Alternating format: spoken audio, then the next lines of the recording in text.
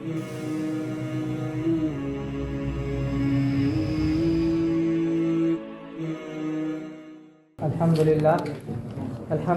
wa kafa wa salamun ala ibadihi alladhina istafa, amma ba'd.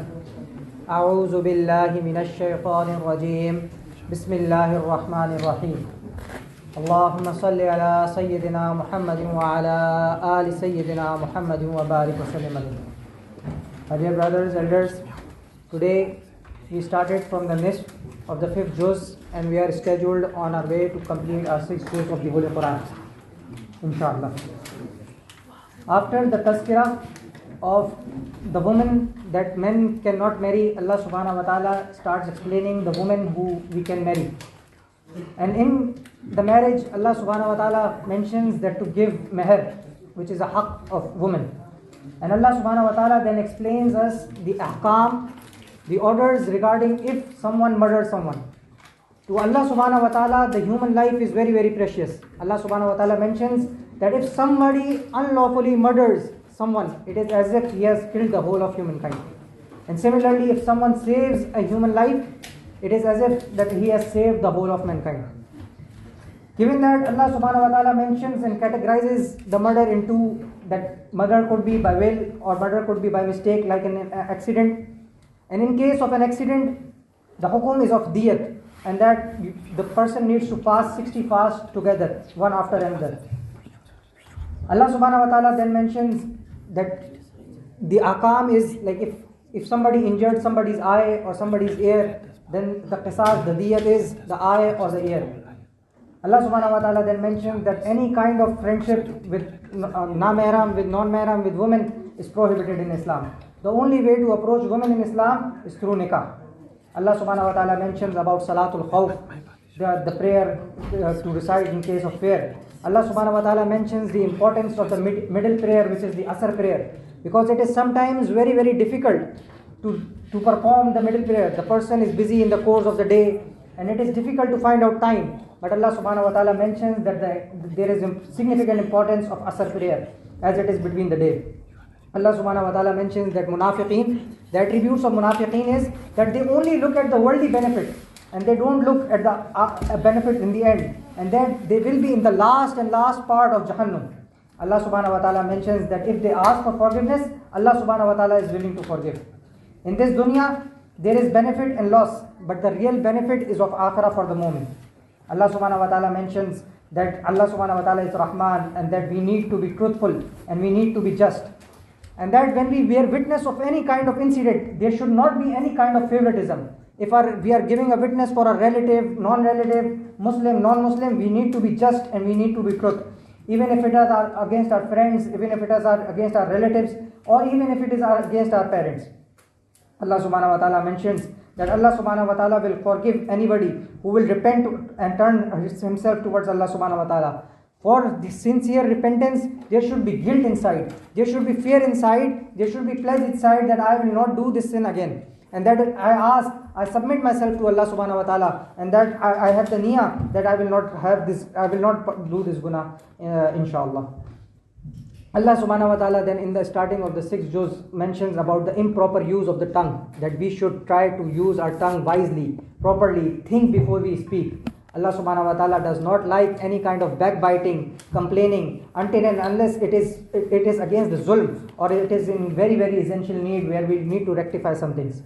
Allah subhanahu wa ta'ala refutes the Jews on their belief regarding Hazrat Isa alayhi salam, that they killed Prophet Isa alayhi salam. Allah subhanahu wa ta'ala says, وَمَا قَتَلُوهُ وَمَا سَلَبُوهُ. Neither did they kill and neither did they crucify him. And Allah subhanahu wa ta'ala created a shubha. Allah subhanahu wa ta'ala confused them. And Allah subhanahu wa ta'ala raised Hazrat Isa alayhi salam.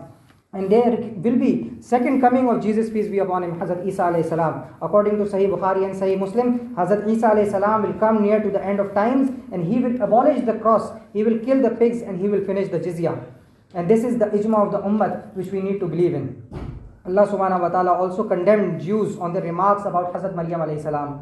Allah subhanahu wa ta'ala mentions that Hazrat Maryam alayhi salam is a pious woman. Hazrat Maryam alayhi salam was not touched. There was no male intervention in the birth of Hazrat Isa alayhi salam. And that Allah subhanahu wa ta'ala can do whatever Allah subhanahu wa ta'ala wants.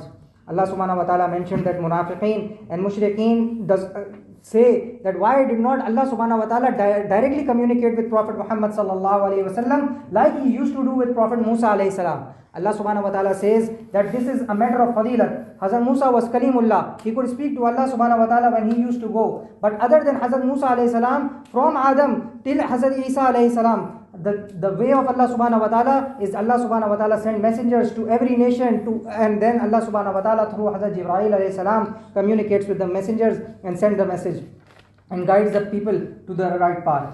Allah subhanahu wa ta'ala then mentioned that this is no reason and there is no other reason that you should not accept prophethood of Prophet Muhammad sallallahu alaihi wasallam. Prophet Muhammad sallallahu alaihi wasallam is the last and final messenger, and Allah subhanahu wa ta'ala mentioned that do not exaggerate the status of Hazrat Isa alayhi salam. Do not say that he was one in three, or do not say that he was God, or do not say he is son of God. But Allah subhanahu wa ta'ala has created Hazrat Isa alayhi salam and sent him as a messenger, just like he has sent all other previous messengers. And you might be saying all this because you want to please Hazrat Isa alayhi salam. But Hazrat Isa alayhi salam did not say this. Hazrat Isa alayhi salam will not be pleased by this. Hazrat Isa alayhi salam was a messenger of Allah subhanahu wa ta'ala. Allah subhanahu wa ta'ala mentions that whoever believes in the Holy Quran, try to inculcate the values of Quran into their lives, he will enter Jannah. And that Quran has the fazilat over all other scriptures. Allah subhanahu wa ta'ala then revealed Surah Maida. Surah Maida was revealed in Medina. Maida means a tablecloth. It was a dua of Hazrat Isa alayhi salam that a tablecloth was revealed from Jannah by Allah subhanahu wa ta'ala. In the beginning of the surah, Allah subhanahu wa ta'ala guides the Muslimin to fulfill what they say. Fulfill any promises, any agreements that they make. Ufu bil uqud, that whenever you make an agreement, try to fulfill that agreement. And that iman is also an agreement between the servant and Allah subhanahu wa ta'ala. Allah subhanahu wa ta'ala mentions that do not be like kuffar who try to make things halal and who try to make things haram by themselves, but follow Allah and His Messenger.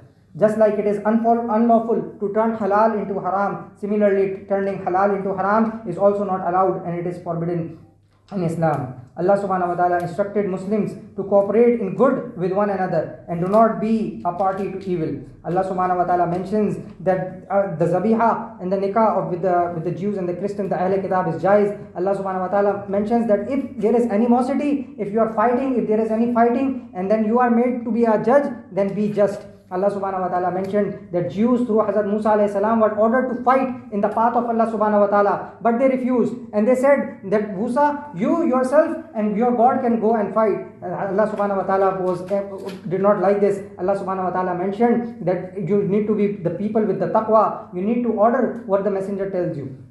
Allah subhanahu wa ta'ala then briefly mentions the story of the two sons of Hazrat Adam alayhi salam, the story of Habil and Qabil, and that in the end, I'm just mentioning the conclusion here, that Habil sacrificed an animal which was accepted and Qabil's sacrifice was not accepted. So out of jealousy, the Qabil, he killed Habil. So these are minor batni amras that we have, the minor sins, the major in our heart, which are not being seen by the naked eye, but these sins like jealousy, like takabbur, it could lead to murder, it could lead to hellfire. Allah subhanahu wa ta'ala mentions that to kill an innocent is like killing the whole of humanity, and to save a life, it is as if you are saving the whole of humanity. Allah subhanahu wa ta'ala mentions that robbery, theft, daketi are forbidden and the punishments are mentioned in the Quran. And then when evidenced, there is chopping of hands for the person, for as-sariqu was-sariqatu faqta'u aydiyahuma, that cut the hands, chop off the hands of the people who when evidenced that they have robbed. Allah subhanahu wa ta'ala mentioned that in Islam there is no liking for crime, and that Islam wants to finish the crimes, and so that therefore there are such strong punishments for anybody who is not obeying Allah subhanahu wa ta'ala. Allah subhanahu wa ta'ala mentions that if you leave Islam, Allah does not care for you. Allah subhanahu wa ta'ala will replace you with another nation who will follow Allah subhanahu wa ta'ala, who will follow the guidance of Allah subhanahu wa ta'ala. Allah subhanahu wa ta'ala condemned the scholars of the previous nations, and Allah subhanahu wa ta'ala told that previous nations, they knew what the haqq was, yet they changed and they knew what was harmful for them, and then they changed what was haram and what was halal. Allah subhanahu wa ta'ala mentioned that in animosity, Jews are most harmful for the Muslims and Christians are closer to Islam. And so as we see, may Allah subhanahu wa ta'ala accept what has been shared. Wa akhiru da'wana and alhamdulillahi rabbil alamin.